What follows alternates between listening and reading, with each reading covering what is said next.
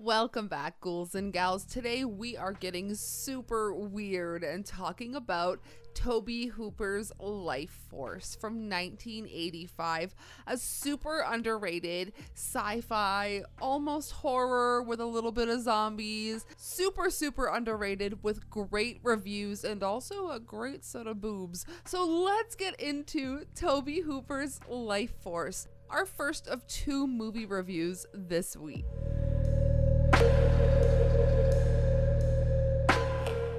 If you enjoyed this video, please go ahead and give this a thumbs up, subscribe for more, check out all of my links down below if you'd like to see any more of me or support the channel any further. My last video was 10 super underrated alien sci-fi horror movies from the 80s specifically that I feel like you should be checking out, especially if you like this genre. So let's talk Lifeforce. This is one of my favorite VHS tapes in my collection.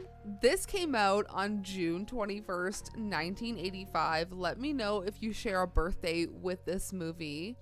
This has a runtime of 1 hour and 42 minutes, and I feel like in parts you can feel the runtime. It feels a lot longer than it actually is. But I digress. Let's dive into it. A space shuttle mission investigating Halley's Comet brings back a malevolent race of space vampires who transform most of London's population into zombies. The only survivor of the expedition, and British authorities attempt to capture a mysterious and beautiful woman who was also an alien who appears to be responsible. Now, where this film may fail in CGI, it's not bad. It's a little questionable in some parts. You can tell that it was just, they're floating questionably in certain parts of this film, but where it kind of falters in that, it really does make up for these zombie effects. And it feels weird to be talking about aliens, sci-fi, space, with vampires and zombies all into one movie. Troma is releasing a film. If it's not, I think it is already out. Vampires, Zombies from Outer Space. It was shot in Windsor, where I'm from Ontario. And I feel like that's the only other movie that I've heard of with these themes. But once again, I digress. Like I mentioned, this film was directed by Tobe Hooper, a big favorite here on this channel. He would refer to this film as a combination of Hammer horror with British sci-fi and American exploitation films. And in saying that, it really did leave executives shaking their heads. Like I did say, vampires, zombies, aliens, what are we doing here? But the true horror fans, true sci-fi fans, true weirdos out there understand how awesome this film really is. If you look at Letterboxd and you look at the ratings, it's pretty good across the board. This film was co-written by Dan O'Bannon, who wrote the script for Alien and who also wrote the script for Return of the Living Dead and directed that film. And I feel like that's really fitting here with the aliens and zombies motif. But in saying co-wrote, he ended up distancing himself from Lifeforce ultimately because it ended up straying too far away from his original intention. Now, before I get too far into this movie has a killer cameo from the one and only Sir Patrick Stewart, Jean-Luc Picard himself. He plays Dr. Armstrong and he ends up getting, spoiler alert, possessed by an alien vampire. But his scene is so memorable, and as we started the film, I saw his name pop up in the opening credits and I was like, okay, let's go Patrick Stewart. And it took so long for us to get introduced to him in this movie, but it really did pay off. Like it was worth the wait. Before I dive into the plot breakdown, I just want to thank my patrons for supporting the channel. A lot of my content lately has been getting blocked or copywritten, so over on my Patreon, it's a great way to support the channel and get something in return, like Lifeforce. You can watch Lifeforce for $2 right now on my Patreon, and you'll be able to support me and have a movie night at the same time. So in saying that, thank you to my patrons for always helping out and supporting the channel. There's also behind the scenes videos.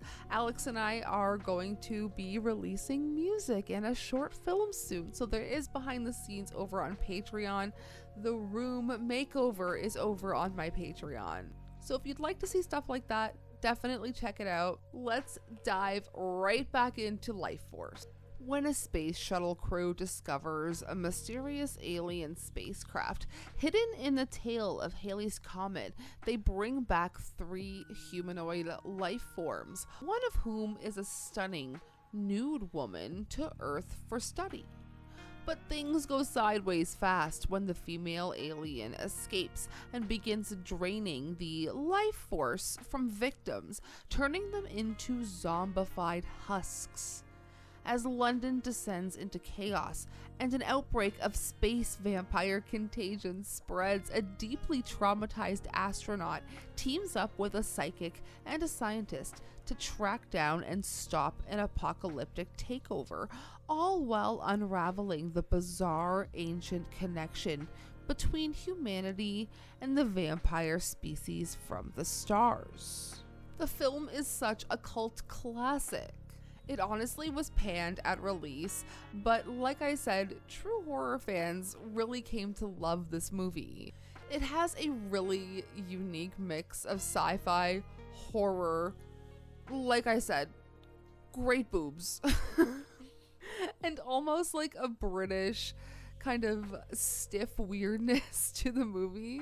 It's often referred to be as so bad it's brilliant and batshit glorious, which I like the latter of that. The score is incredible, done by Harry Mancini, and you can see traces of Lifeforce in so many films, from Event Horizon all the way to Species and almost Alien.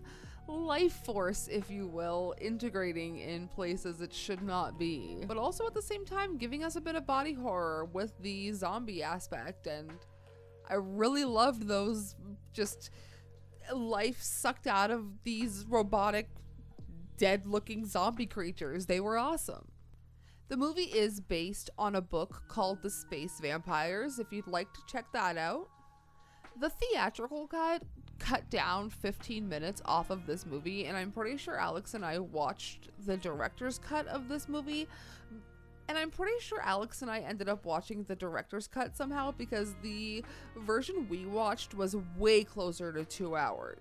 And like I said, you do feel the runtime. It drags in some parts, but it makes up for it in others.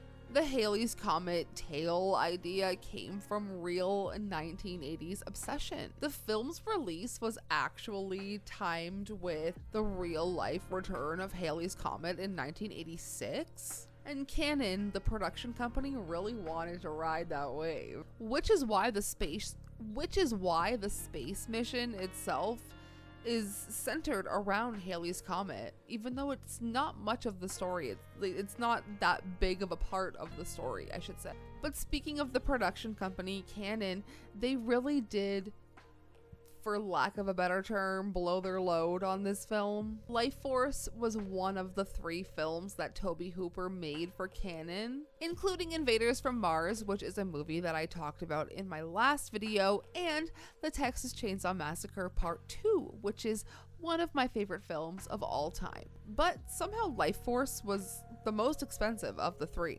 And the failure of this film did unfortunately put Canon into a financial detriment. And that led to their collapse a few years later, but at least we got some really good films out of it. The zombies weren't originally part of the film at all.